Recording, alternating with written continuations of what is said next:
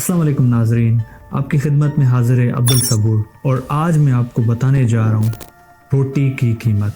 रोटी की कीमत क्या है और इसका असर क्या हो सकता है सल्तनत पे, हुकूमतों पे और आम आवाम पे। इसमें एक सवाल है जो लगता तो बहुत ही सादा है, लेकिन जिसने पूरी सल्तनत का रुख बदल दिया, एक सियासी पार्टी तोड़ी, एक प्राइम मिनिस्टर की कुर्सी भी खाई और पूरी दुनिया की तिजारती पॉलिसी ही बदल दी। वो सवाल ये है कि रोटी इतनी महंगी क्यों है। अब हम स्टार्ट करते हैं इंग्लैंड से। इंग्लैंड में लाखों मजदूर थे जो फैक्ट्रीज में 14 घंटे काम करते थे और फिर भी उनके घर में रोटी नहीं थी। वो भूखे सोते थे, उनके बच्चे कमजोर होते जा रहे थे। क्यों? सिर्फ इसलिए कि पार्लियामेंट का एक कानून बनाया हुआ था जिसको कॉर्न लॉस कहते हैं, और इस कानून ने गरीब की रोटी अमीर की तिजोरी में डाल दी। सन 1815 में नेपोलियन हार चुका था।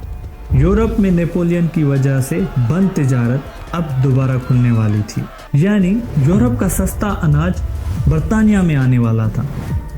लैंडलॉर्ड्स यानी बर्तानिया के बड़े से बड़े जमींदार घबराए। अगर यूरोप का सस्ता गंदम आया तो हमारी जमीनों का किराया गिर जाएगा, हमारी आमदनी कम होगी, हमारा सियासी असर कम हो जाएगा। काफी हद तक ये बात बहुत ज्यादा दुरुस्त थी। तो उन्होंने क्या किया, पार्लियामेंट में वो खुद बैठे थे, उन्होंने कॉर्न लॉस पास किए। कानून सिंपल था, जब तक इंग्लैंड में गंदम की कीमत एक तयशुदा लेवल से नीचे नहीं रहेगी तब तक बाहरी गंदम इंपोर्ट करना मना है। यानी अगर देश में गंदम महंगी नहीं थी तो सस्ता गंदम बाहर से आने ही नहीं देंगे। कानून था लैंडलॉर्ड्स का, लैंडलॉर्ड्स ने ही लिखा और लैंडलॉर्ड्स ने ही पास किया और कीमत गरीब की जान से अदा की। इंग्लैंड में दो दुनियाएं थी, एक थी लैंडेड एरिस्टोक्रेसी, पुराने जमींदार यानी उनके बड़े बड़े खेत, उनकी पार्लियामेंट में सीट्स, उन्हें कॉर्न लॉस से फायदा था, महंगे अनाज, ज्यादा किराया तो ज्यादा आमदनी। दूसरी दुनिया थी industrial middle class, Manchester, Birmingham, Leeds के फैक्ट्री मालिक। वो एक्सपोर्ट करना चाहते थे, कपड़ा, स्टील और सामान भी, लेकिन कॉर्न लॉस की वजह से उनके मजदूरों का खाना महंगा था। तो ये वेजेस बढ़ाओ या मजदूर भूखा रहे, दोनों तरफ नुकसान था। अब इसको ऐसे समझा जाए कि अगर एक चीज हम बाहर से मंगवाएं वो गरीब का तो फायदा है, लेकिन उन जमींदारों का नुकसान हो रहा था। और बीच में था वो मजदूर, वो फैक्ट्री वर्कर, वो किसान जिसकी रोटी का सवाल था, लेकिन जिसकी आवाज पार्लियामेंट में नहीं थी। सन 1776 में एडम स्मिथ ने एक बुक लिखी वेल्थ ऑफ नेशंस के नाम से, जिसमें मोनोपोलीज और टैरिफ कौम का नुकसान पहुंचाते हैं, फ्री ट्रेड ही असल खुशहाली का रास्ता है। यही चीज बयान हुई थी उस किताब में। डेविड रिकार्डो ने भी यही आर्ग्यूमेंट दिया, कंपैरेटिव एडवांटेज की थ्योरी से हर मुल्क वो चीज बनाए जिसमें वो बेहतर है, फिर आपस में ट्रेड करे, सबको फायदा होगा। जैसे कि आप जानते हो, अगर महंगी चीज आपको सस्ते में नहीं मिलेगी तो जो डेली वेजेस वाला बंदा है वो कैसे कमाएगा अपना रिस्क, तो कैसी अपनी आमदनी से वो अपने घर का खर्चा चलाएगा। सन 1838 में क्या हुआ, मैनचेस्टर में एक मीटिंग हॉल, 5000 लोग जमा हो गए। अब वहाँ पे एक आदमी स्टेज पर खड़ा हो गया। कहाँ से आया था? ससेक्स से। कारखाने वाला था, यानी फैक्ट्री वाला, लेकिन बिल में एक आग थी और उसका नाम था रिचर्ड कॉब्डेन। उसके साथ अपना दोस्त था जॉन ब्राइट, और उस बंदे की आदत ही सच बोलना थी। आगे चल के मैं आपको बताता हूँ कि उसको ये आदत कितनी महंगी पड़ी। और वहाँ उस रात एंटी कॉर्न लॉ का जन्म हुआ। ये दुनिया का पहला मॉडर्न प्रेशर ग्रुप था। उनका मकसद सिर्फ एक था कि कॉर्न लॉ खत्म करो। जैसे कि मैंने आपको पहले बताया हुआ था कि इंग्लैंड में एक तयशुदा प्राइस पर ही गंदम लेनी है, चाहे वो महंगी हो या सस्ती हो, बाहर से आपने इंपोर्ट नहीं करनी। इस पॉलिटिकल ग्रुप का मकसद ही यही था कि इस लॉ को ख़त्म करना है। उन्होंने क्या किया, हर जगह मीटिंग्स की, पम्फलेट बांटे, पेटिशंस जमा की, न्यूज़पेपर भी चलाए, स्पीकर्स भेजे हर कॉन्स्टिट्यूंसी में, सन 1842 में एक ही दिन में पार्लियामेंट को 467 पिटीशन मिली, जिन पर 14 लाख से ज्यादा लोगों के दस्तखत थे। रिपेल के खिलाफ पिटीशन सिर्फ 1953, लेकिन उन पे सिर्फ 1,45,000 सिग्नेचर्स थे। कॉब्डन और ब्राइट दोनों पार्लियामेंट में पहुंचे और उन्होंने एक बार फिर वही कहा जो सबके दिल की बात थी। Free trade is not just economics, it's the international law of the Almighty. यानी फ्री ट्रेड खाली ये इक्तसादी राहदारी नहीं है, ये अल्लाह का हुक्म है। लेकिन पार्लियामेंट मेजॉरिटी में अभी भी उनके खिलाफ थी। 1842 में रिपेल के खिलाफ वोट 303 का फर्क था। अब इस फर्क की वजह से सन 1845 में वो फर्क घटकर 132 रह गया और फिर कुदरत ने हाथ बढ़ाया, वहां से उनको सब कुछ मिल गया। सन 1845 में ही आयरलैंड में आलू की फसल खराब हो गई और फिर दोबारा आयरलैंड के गरीब किसान जो खुद गंदम उगाते थे, वो गंदम इंग्लैंड एक्सपोर्ट करते थे और आलू खुद खाते थे। जब आलू गया उनके पास कुछ नहीं रहा। फिर इंग्लैंड की सरकार ने सस्ता अनाज बाहर से इंपोर्ट करना चाहा, लेकिन कॉर्न लॉ की वजह से वो मना था और फिर आयरलैंड के लोग भूख से मरने लगे।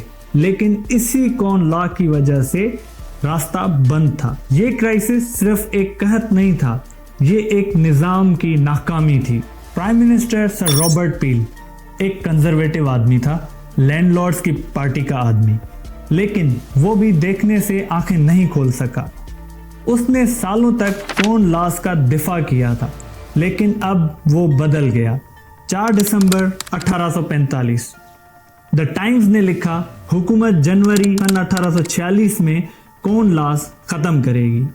उसकी खुद की पार्टी ने उसे धोखा दिया, कैबिनेट टूट गई, पील ने रेजिग्नेशन दे दिया, फिर वापस आए, फिर लड़े उसी कॉर्न लॉस के लिए। 15 मई सन 1846 पार्लियामेंट में दोबारा वोट हुआ। 327 वोट रीअपील के लिए जमा हुए, 229 उसके खिलाफ। 25 जून हाउस ऑफ लॉर्ड्स ही राजी हो गया। पील की अपनी पार्टी ने उसे उसी रात डिफीट किया। उसने रिजाइन दिया, लेकिन अपनी रेजिग्नेशन स्पीच में उसने कहा, जिस आदमी की वजह से ये हुआ वो रिचर्ड कॉब्डेन है, वही आदमी जो अपने दोस्त के साथ पार्लियामेंट में आया था। बर्तानिया ने कॉर्न लॉस खत्म की और सिर्फ एक कंट्री की पॉलिसी नहीं बदली, पूरी दुनिया का तिजारती निजाम ही हिला दिया। पहला असर अमेरिका पर पड़ा। बर्तानिया का फ्री ट्रेड एडॉप्ट करना, अमेरिका में भी फ्री ट्रेड सपोर्टेड को ताकत दी गई। उसी साल सन 1846 में अमेरिका ने एक टैरिफ पास किया, वॉल्कर टैरिफ, अपने टैरिफ कम किए। दूसरा असर यूरोप पर। सन 1860 में रिचर्ड कॉब्डेन खुद पेरिस गए, फ्रांस के इकोनॉमिस्ट माइकल शेवलियर के साथ मिलकर। दोनों ने मिलकर एक ट्रीटी साइन की जिसका नाम था कॉब्डेन शेवलियर ट्रीटी। बर्तानिया और फ्रांस के दरमियान म्यूचुअल टैरिफ रिडक्शन हुआ। उसके बाद यूरोप में इन फ्री ट्रेड की पहली बड़ी फॉर्मल डील थी। तीसरा असर ग्लोबल फूड ट्रेड। बर्तानिया के खुले दिल ने दुनिया के अनाज उगाने वाले मुल्कों को नया मार्केट दिया, जैसे ऑस्ट्रेलिया, अर्जेंटीना, अमेरिका, सब बर्तानिया को गंदम बेचने लगे। नए रेल रूट्स बने, नए पोर्ट्स खुले, नई इकोनॉमीज का राइज हुआ। लेकिन एक और गहरी बात थी, कॉब्डेन का ख्वाब सिर्फ इक्तसादी नहीं था।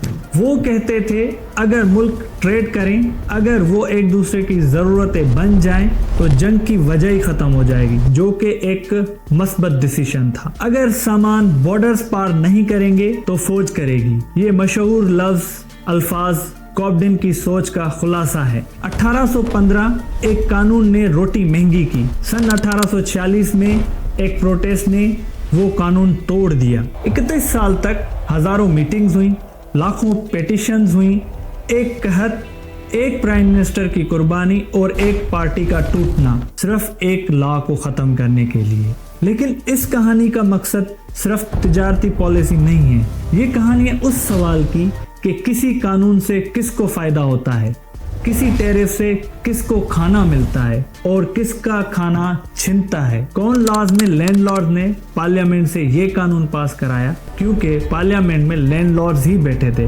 और उन्हीं का फायदा था। वर्कर्स का कोई वोट नहीं था, फैक्ट्री मजदूर का कोई भी नुमाइंदा था ही नहीं। इसमें यह समझ सकते हैं हम कि कानून उनके लिए बनता है जो कानून बनाने की जगह पर होते हैं। कॉब्डेन और ब्राइट ने उस निज़ाम को चलाया। पहली बार एक मास मूवमेंट ने पार्लियामेंट को झुका दिया, बिना रेवोल्यूशन के, बिना खून बहे, सिर्फ लॉजिक और लोगों की आवाज़ से।